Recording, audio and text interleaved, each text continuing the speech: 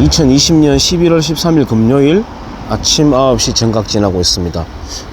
저는 지금 세금이 강물처럼 흘러 스여지고 있는 학교 앞을 보면서 녹색 조끼를 입은 수많은 어르신들이 일하고 있는 모습, 그린 뉴딜의 현장을 보면서 신문 칼럼 하나 읽도록 하겠습니다.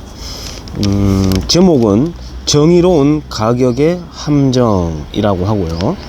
이인호 서울대 경제학부 교수님 그리고 한국경제학회장의 칼럼을 읽도록 하겠습니다. 우리가 학창시절에 누구나 다 알고 지나쳤던 수요와 공급이라고 하는 내용을 많이 배운 분의 다듬어진 칼럼으로 한번 읽어보도록 하겠습니다. 현대 경제는 시장에서의 거래를 통해서 돌아간다. 사람들은 자신이 생산한 물건만을 소비하기보다는 자신이 생산한 물건과 다른 사람들이 생산한 물건을 시장에서 교환해 다양한 재화를 소비하고 그로부터 훨씬 더 행복해진다. 거래에서 가장 중요한 요소는 물건의 가격이다. 가격은 여러 물건 사이의 상대적 가치에 대한 정보를 사람들에게 알려준다. 예를 들어 강남 집값과 지방 집값의 비교는 사람들이 어느 지역의 집을 더 가치 있다고 생각하는지를 알려준다. 그런데 우리가 어느 색깔 옷을 좋아하는지가 정의와 무관하듯이 가격은 사람들이 어느 물건을 더 좋다고 생각하는지를 알려줄 뿐이고, 사람들이 어떤 물건을 선호해 가격이 높게 정해지는 것이 정의로운지와는 무관하다. 요즘 우리 경제에서 몇 가지 가격이 사회적 관심의 대상이다. 부동산 가격과 임금이 그 예다. 부동산 가격은 너무 높아서 문제이고 임금은 너무 낮아서 문제라는 생각이 많다. 시장에서 가격 수준은 수요와 공급 중 어느 쪽이 더 많으냐에 따라 결정된다.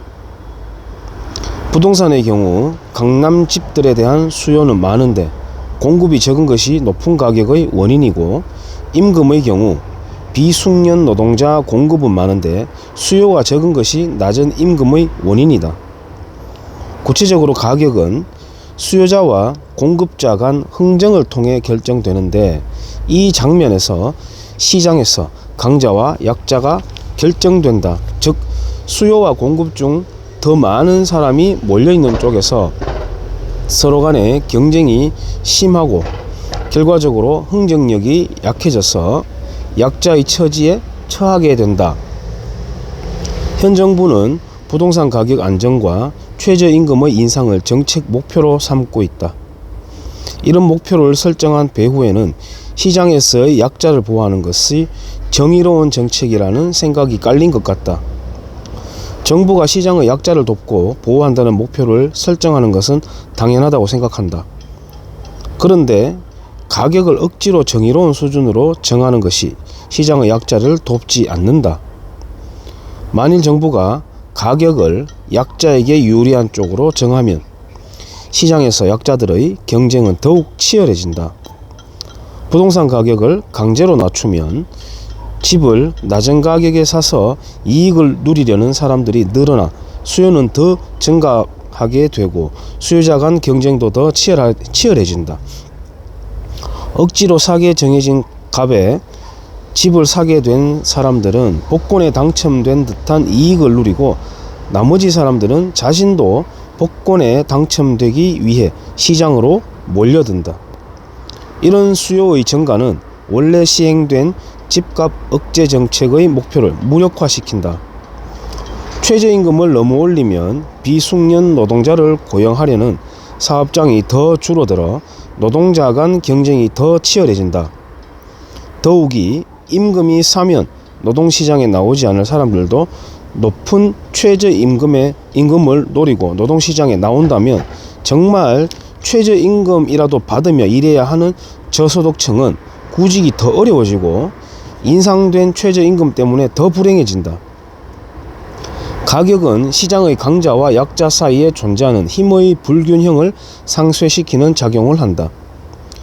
집값이 높으면 새로운 집을 공급해서 이윤을 남기려는 사람들이 늘어나고, 공급이 증가해 부동산 시장의 강자인 공급자 간 경쟁을 치열하게 만들고, 궁극적으로 가격의 안정을 가져온다. 최저임금의 인상을 완만하게 만들면 비숙련 노동자를 고용하는 기업들의 채산성이 좋아져서 보다 많은 고용 수요가 생겨나고, 결과적으로 고용과 임금이 함께 올라가게 된다. 시장의 가격은 사람들이 물건에 대해 얼마의 가치를 두는지를 알려주는데, 그 정보를 이용하면 사람들이 좋아하는 물건이 무엇인지 알게 되므로 그것을 생산에 이윤을 남길 수 있다. 이런 잠재적 이윤의 존재는 사람들이 그런 재화에 대한 공급을 늘리도록 유인해 가격을 안정시키는 원리가 작동한다.